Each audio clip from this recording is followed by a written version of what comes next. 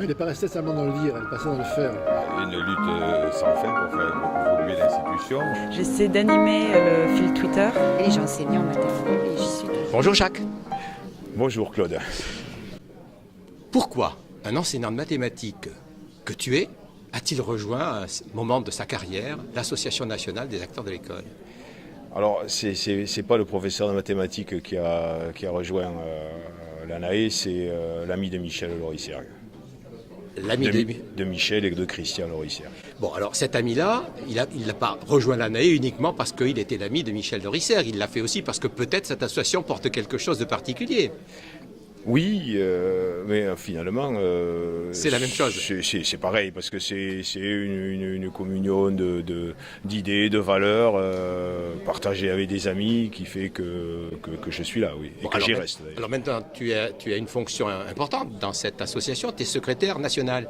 Ça signifie quoi? Tu fais quoi comme secrétaire national?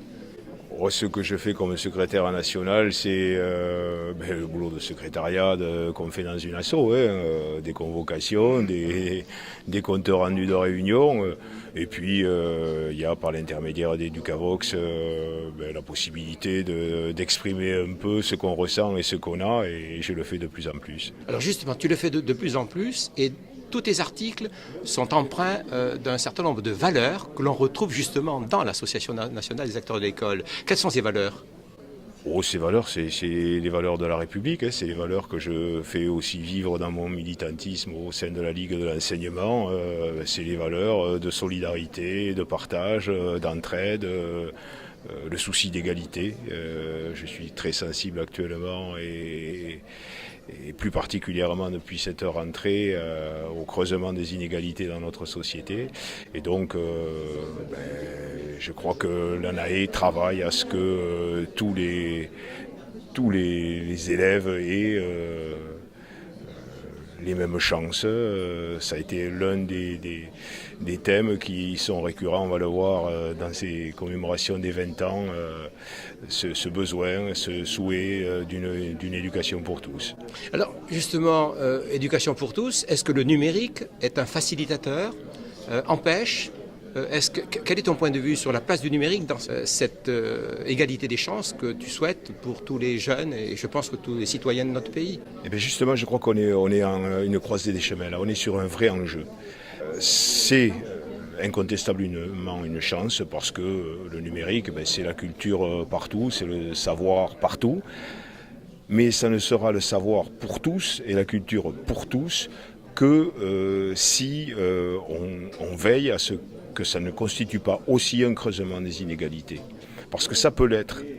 Le matériel, effectivement, il est de plus en plus accessible, grâce à l'effort des collectivités. Donc c'est peut-être pas le matériel qui va creuser les inégalités. Non, c'est ce qui creusera les inégalités, si ça les creuse, c'est le manque de médiation finalement.